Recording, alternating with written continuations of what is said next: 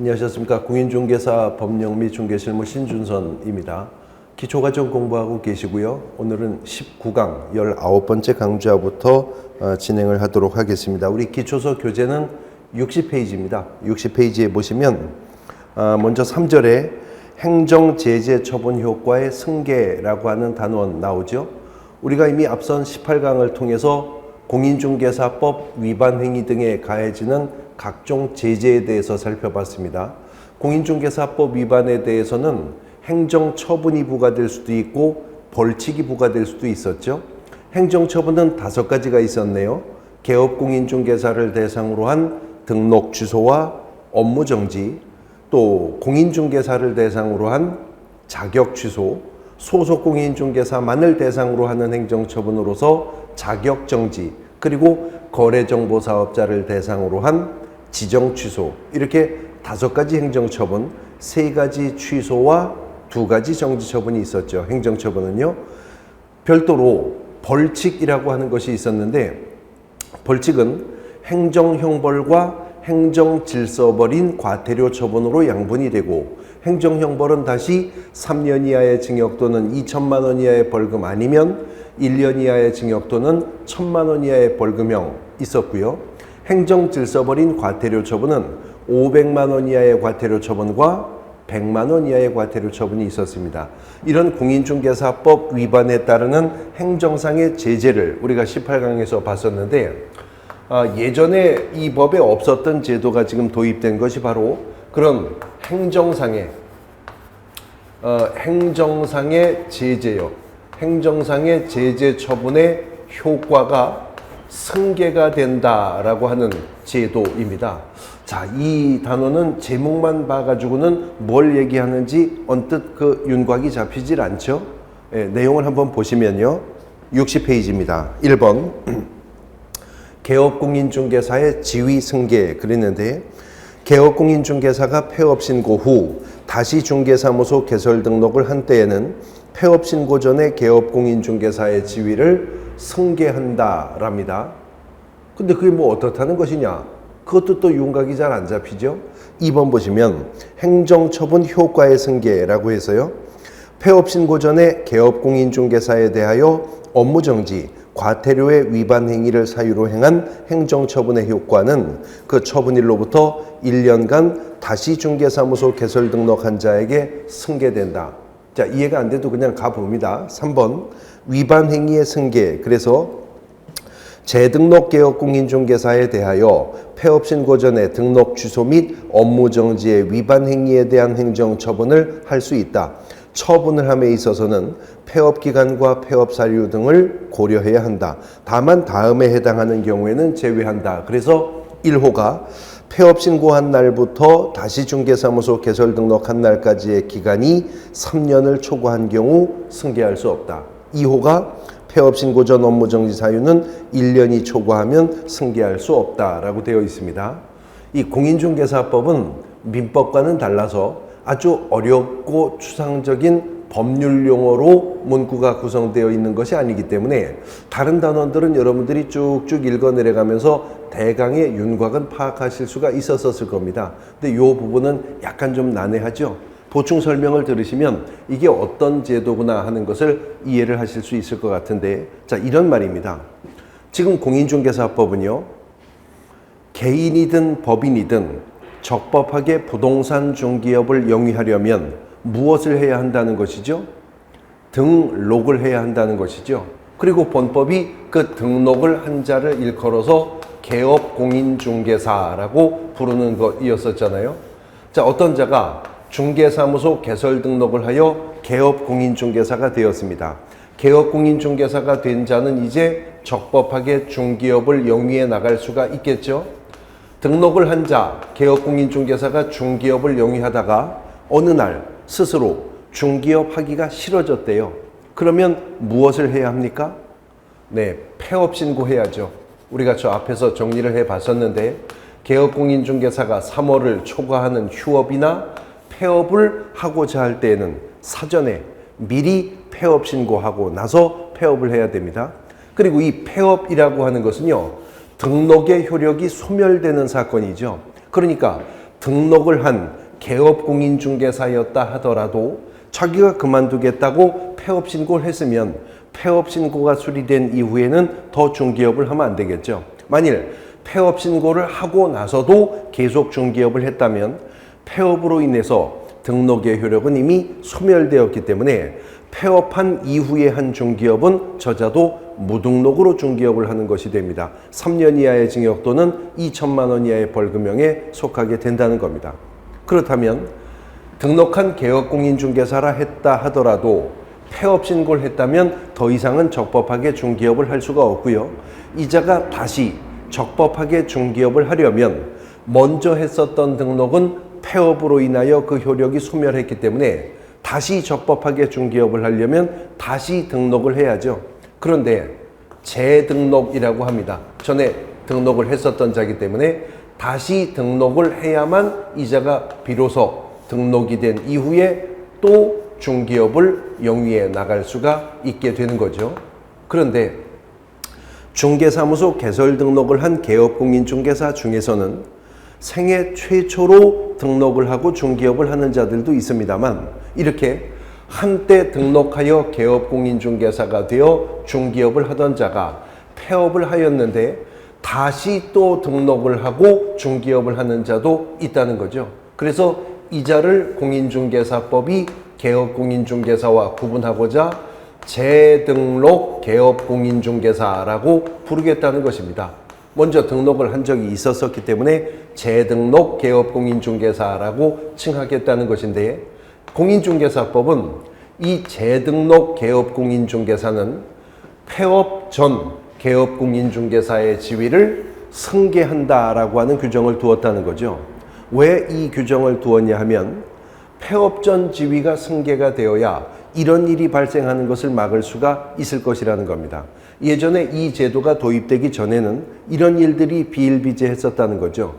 개업공인중개사가 중개업을 영위하다가 적발이 되면 등록 취소 처분을 받게 되거나 개업공인중개사가 중개업을 영위하다가 적발이 되면 업무정지 처분을 받을 만한 위반 행위를 하였었는데 그 위반 사유가 아직 적발되지 않으면 이자는 등록 취소나 업무정지라는 행정처분을 피하기 위해서 그에 앞서 먼저 폐업신고를 해버린다는 거죠.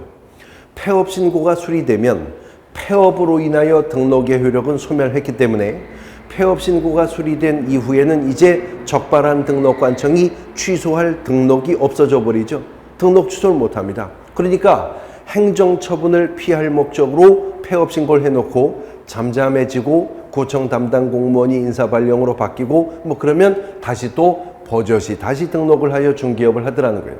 근데 이제는 재등록 개업공인중개사는 폐업 전 개업공인중개사의 지위를 승계한다는 규정을 본법이 가지게 되었기 때문에 재등록 개업공인중개사가 재등록한 후 중개업을 영위하면서 본법 위반 행위를 한 것은 물론이고 그 자가 폐업 전에 한 저 위반 사유를 근거로 하여서 재등록한 개업공인중개사에게 폐업 전에 한 위반 행위를 근거로 한 등록 취소나 폐업 전 위반 행위를 근거로 한 업무 정지 처분을 내리는 것이 가능하게 되었다는 거죠. 왜냐하면 재등록 개업공인중개사는 폐업공인중개사의 지위를 승계한다는 것이기 때문에 그렇다라고 하는 겁니다. 자, 지금 여기까지 이해가 되십니까? 네, 그렇습니다. 그렇게 된다는 것입니다. 그런데 폐업을 한 날로부터 다시 등록을 하게 된 날까지의 이 공백기간이 있겠죠? 네, 이 공백기간을 공인중개사법이 일컬어서 폐업기간이라 합니다. 폐업기간이라 하는데 자, 개업공인중개사가 예전에 등록 취소 처분을 피하기 위해서 폐업을 선택했었던 이유는요. 폐업도 등록의 효력이 소멸되는 것이고 등록 취소 처분도 등록의 효력이 소멸된다는 점은 같습니다. 학생으로 비유해서 말하자면 자퇴를 하나 퇴학을 당하나 학생 신분을 잃게 된다는 점은 같다 그 말입니다. 그런데도 예전에 개업공인중개사들이 등록 취소 처분을 피하여 폐업을 했었던 이유는 폐업은 단지 등록의 효력이 소멸되는 사건일 뿐이지만 등록 취소 처분을 받으면 그 즉시 등록의 효력이 소멸됨과 아울러 저 앞에서 우리가 봤는데 등록이 취소되면 3년간은 결격 사유에 해당하게 되죠. 개업공인중개사가 등록이 취소되어 결격 사유에 해당되게 되면 결격에 해당하는 그 3년 동안은 재등록할 수가 없고요. 또 그 3년 동안은 고용인이나 법인의 임사원조차도 될 수 없는 거죠. 그래서 개업공인중개사가 굳이 등록 취소 처분을 피하여 폐업을 했었던 것이거든요. 자, 그런데 등록이 취소가 되어도 3년만 지나면 결격 사유를 벗어나죠. 그렇기 때문에 공인중개사법은 개업공인중개사가 등록 취소 위반 행위를 하였었지만 그 사실이 적발되기 전에 폐업을 하였고요. 다시 재등록한 날까지의 이 공백기간, 즉 폐업기간이 3년을 초과한 상태에서 재등록을 했다면 그때는 폐업 전 위반 행위로 인해서 등록 취소 처분을 내릴 수가 없다라는 것입니다. 왜냐하면 3년은 이미 그 당시 적발되어 등록이 취소되었다 하더라도 결격 사유마저도 벗어났을 세월이기 때문에 그렇다는 겁니다. 그런데 업무정지 처분은요, 그 재량권의 범위가 언제나 얼마? 6월이었어요. 6월의 범위 내에서만 업무정지 처분은 내려지는 거죠. 그래서 업무정지 위반 행위를 한 자는요, 업무정지 위반 사유가 적발되기 전 폐업 신고를 했고 폐업 기간이 1년이요. 1년만 초과된 상태에서 재등록을 하여도 폐업 전 위반 행위로 인하여 재등록 개업공인중개사에게 업무정지 처분을 내릴 수는 없다라는 겁니다. 그렇다면 폐업을 한 자가 폐업 기간이 1년도 경과하지 않은 상태에서 재등록을 하게 된다면 폐업 전 위반 행위에 대한 행정처분의 위험 부담은 고스란히 안고 재등록하는 결과를 맞게 된다 그 말이죠. 그러나 만일 폐업 기간이 1년 안쪽이었었다면 재등록할 때 실무교육은 다시 안 받아도 됩니다. 실무교육은 약발이 1년은 간다 그랬었으니까요. 그러나 폐업 전 위반 행위에 대한 행정처분 위험 부담은 안고 지금 재등록하는 거예요. 근데 만일 개업공인중개사가 폐업 신고하였는데 폐업 기간 1년 초과된 상태에서 재등록하게 되었다면 이제는 폐업 전 위반 행위로 인하여 업무정지 처분을 받을 가능성은 없어진 거죠. 그러나 폐업 전 위반 행위로 등록 취소가 될 위험성은 여전히 안고 재등록한 겁니다. 그러나 만일 개업공인중개사가 폐업을 하였는데 폐업한 날로부터 1년, 2년, 3년마저 초과된 상태에서 재등록을 했다면 폐업기간 3년 초과 후 재등록한 개업공인중개사는 폐업 전에 어떤 위반 행위를 했든 그로 인하여 등록관청으로부터 행정처분을 받을 일은 없게 된다라고 하는 겁니다. 자, 일단 여기까지 내용이 한 단락이 되는 것이고요.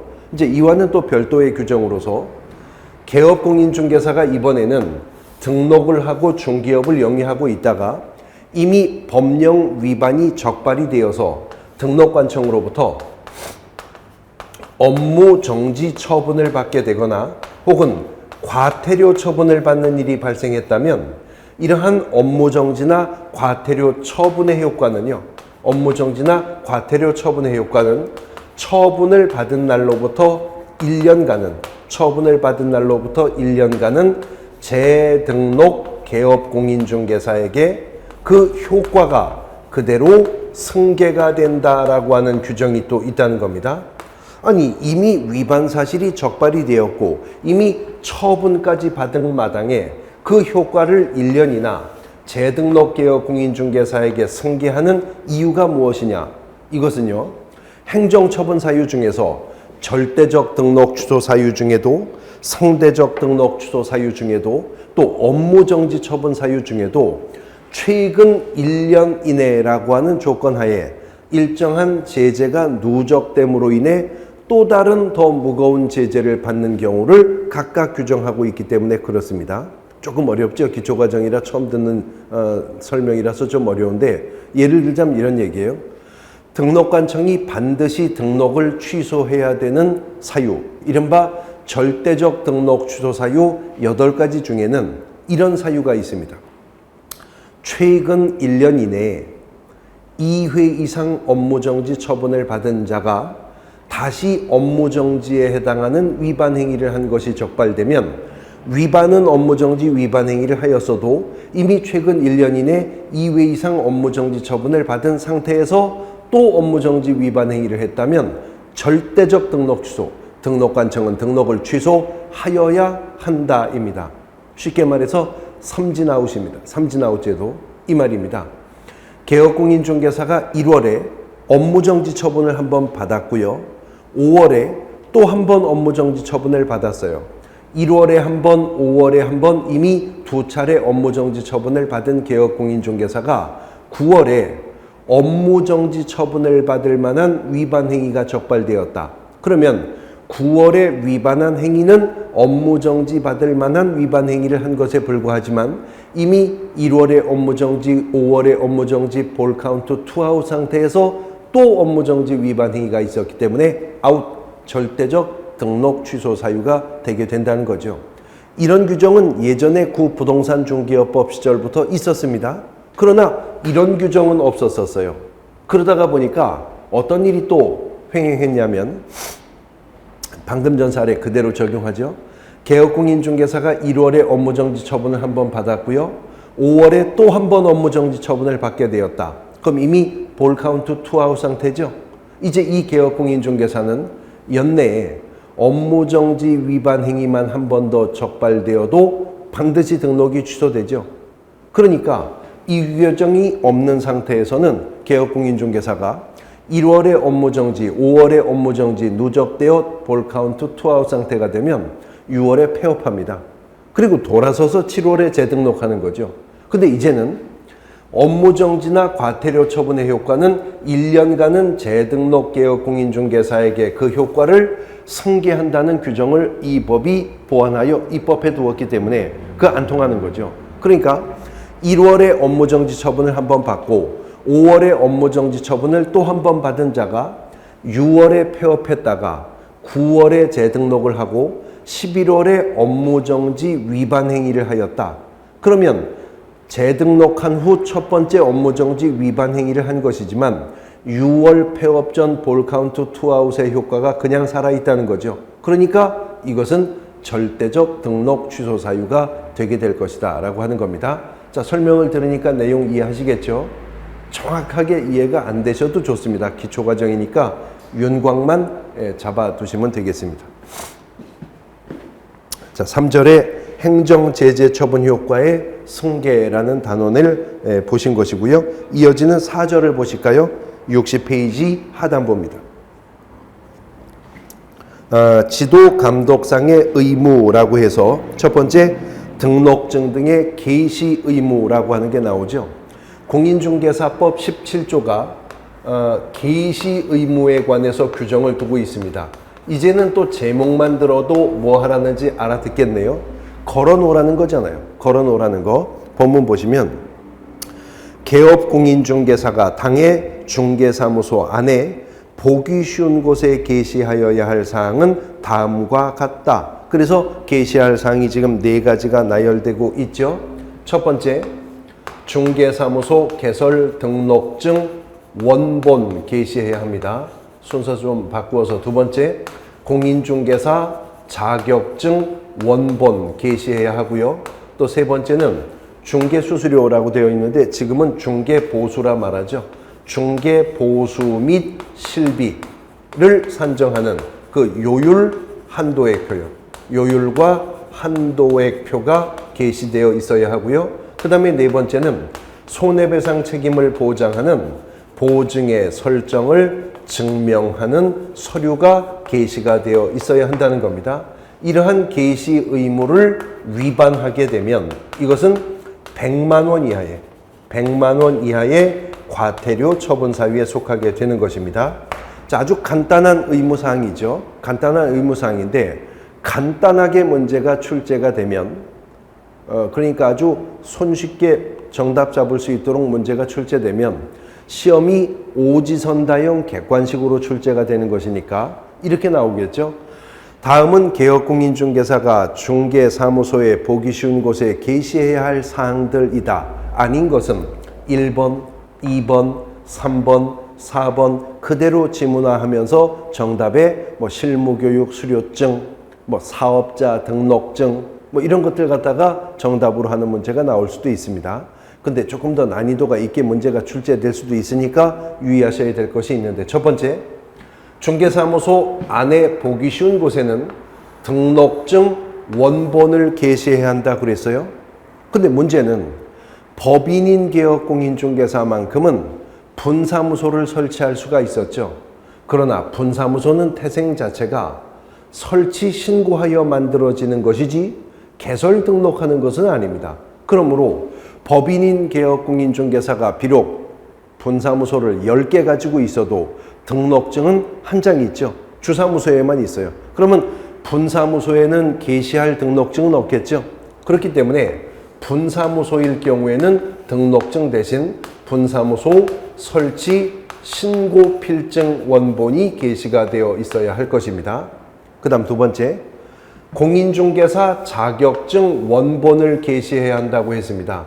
근데 자격증 원본을 게시해야 한다고 하지만 아직도 개업공인중개사 중에서는 공인중개사 자격증이 없는 개업공인중개사가 인정되죠. 누굽니까? 부칙상의 개업공인중개사입니다. 그분이 없어서 못 거는 건 어쩔 수가 없는 거잖아요. 그래서 공인중개사 자격증 원본 게시 의무는요, 해당하는 자가 있는 경우에 한다라고 하는 단서가 있다는 거죠. 없어서 못 거는 건 어쩔 수가 없는 거니까 해당하는 자가 있는 경우에 거르라는 겁니다. 근데 또 하나 유의할 것은 게시되어야 할 공인중개사 자격증 원본은요, 개업공인중개사뿐만 아니라 만일 소속 공인중개사가 있다면 소속 공인중개사의 자격증 원본도 게시 의무에는 포함이 된다는 겁니다. 자, 그렇다면 경우에 따라서는 부칙상의 개업공인중개사도 공인중개사 자격증 원본을 게시해야 할 의무가 발생할 수도 있겠네요. 그렇습니다. 어떤 경우겠어요? 부칙상의 개업공인중개사가 고용인으로서 소속 공인중개사를 고용했을 때죠. 그러면 고용주인, 사용자인 부칙상의 개업공인중개사는 자격증 없어서 걸 것이 없어도 피용자인, 종업원인 소속 공인중개사는 자격증이 있죠. 그자의 자격증이 원본이 부칙상의 개업공인중개사 사무소 안에 보기 쉬운 곳에 게시가 되어 있어야 한답니다.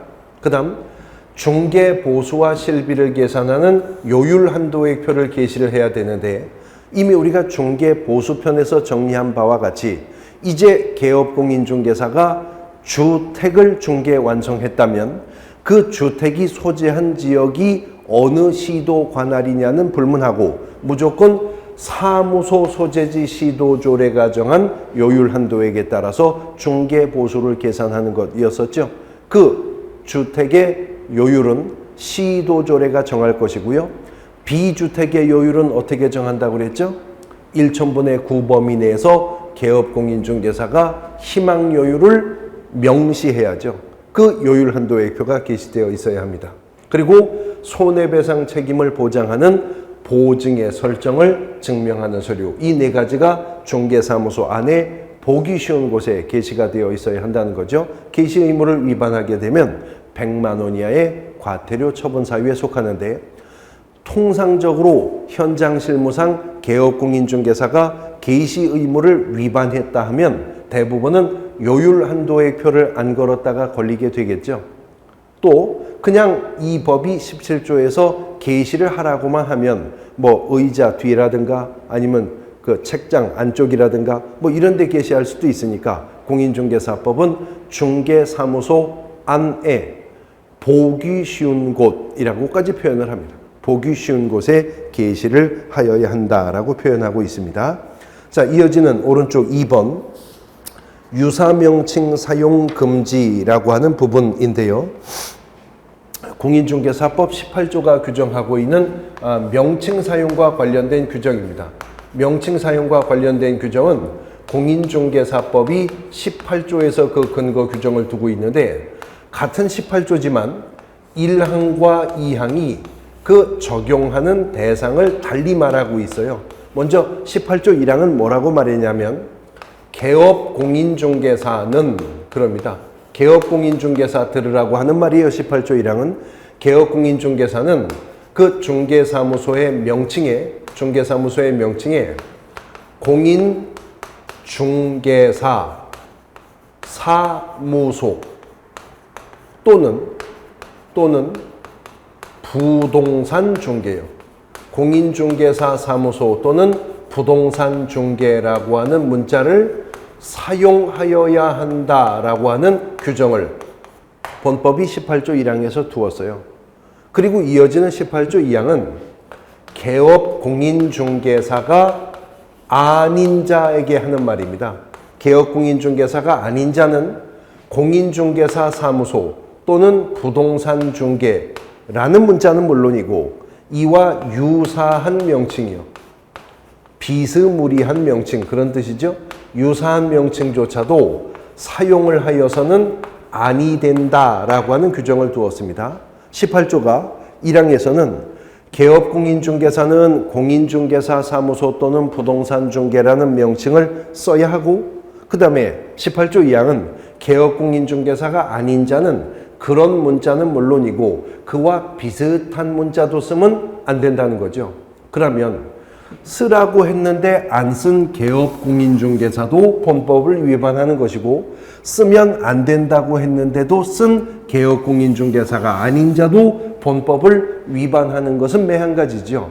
그러나 같은 본법 위반이라 하더라도 쓰라고 했는데 안 쓴 것보다는 쓰지 말라고 했는데 쓴 것이 더 위법성이 크겠죠. 그래서 공인중개사법은 개업공인중개사가 이러한 명칭 사용 의무를 위반한 것에 대해서는 100만 원 이하의 과태료 처분을 내릴 수 있도록 했고요. 개업공인중개사가 아닌 자가 그런 명칭이나 유사 명칭을 쓰는 것은 1년 이하의 징역 또는 1천만 원 이하의 벌금이라는 형벌을 부과할 수 있도록 합니다. 명칭 사용 위반이 있어도 개업공인중개사의 위반은 행정질서벌에 불과하지만 개업공인중개사 아닌 자가 하는 위반 행위에 대해서는 행정 형벌을 부과하겠다. 훨씬 더 무겁게 다루겠다라고 하는 겁니다. 그러면 개업공인중개사도 100만 원 이하의 과태료 처분이라도 당하지 않으려면 쓰라고 했으니 써야 하겠죠? 근데 어떻게 쓰라고 했냐면 공인중개사 사무소 또는 부동산 중개라는 문자를 사용해야 한다 그랬거든요. 또는입니다. 오아입니다. and가 아니고요. 그러니 공인중개사 사무소나 부동산 중개 중 어느 하나의 문자를 쓰면 되지 둘 다 써야 한다는 것은 아닐 것이고 둘 중에 어떤 명칭을 사용할 것인지는 원칙적으로는 개업공인중개사가 선택하고 결정할 수 있는 문제다 하는 거죠.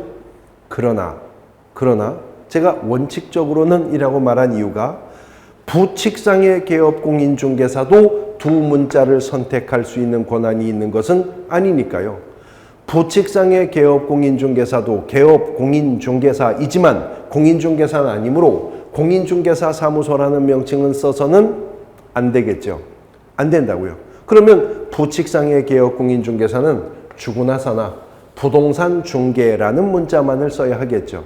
만일 부칙상의 개업공인중개사가 공인중개사 사무소라는 문자를 사무소의 명칭으로 썼다면 본법 위반입니다. 그러나 부칙상의 개업공인중개사도 개업공인중개사이기는 하기 때문에 그런 명칭 위반에 대해서는 100만 원 이하의 과태료 처분을 받게 되는 사유에 불과할 것입니다. 이뿐만 아니라 공인중개사법은 개업공인중개사는요. 중개사무소 옥외 광고물 쉽게 말해서 간판이죠. 중개사무소 옥외 광고물을 설치하는 경우에는 그 옥외 광고물 간판에다가 중개사무소 개설 등록증에 표기가 되어 있는 개업공인중개사의 성명을 표기하되 성명은 인식할 수 있는 정도의 크기로 표기를 해야 할 의무를 또 별도로 규정했습니다. 쉽게 풀어서 말씀드리면 개업공인중개사가 사무소에 간판을 달 때는 간판에 개업공인중개사의 이름을 써 넣어야 하는데 그 이름의 글자 크기는 알아볼 수 있는 정도의 크기여야 한다라고 하는 거죠. 그 다음 개업공인중개사는 중개대상물에 대해서 표시 광고를 할 때에는요, 사무소의 명칭, 소재지, 연락처, 개업공인중개사의 성명 등을 표기하여서 명시하여서 중개대상물을 표시 광고해야 할 것이고, 개업공인중개사가 아닌 자는 아예 중개대상물에 대한 표시 광고 자체를 할 수 없도록 제한을 가하고 있다는 거죠. 역시 위반에 따르는 제재는 같은데요. 개업공인중개사가 중개대상물에 표시 광고를 하면서 개업공인중개사의 성명 등의 내용을 명시하지 않으면 100만 원 이하의 과태료고, 개업공인중개사가 아닌 자가 중개대상물에 대해서 표시 광고를 했을 때에는 1년 이하의 징역 또는 1,000만 원 이하의 벌금형에 속하게 된다라고 하는 것입니다. 명칭 사용과 관련된 내용까지 정리를 해 보셨고요. 이제 페이지를 넘어가면 교육이라고 하는 부분이 나오죠. 보칙과 함께 묶어서 이어지는 20강에서 정리를 하도록 하겠습니다. 쉬었다 가겠습니다.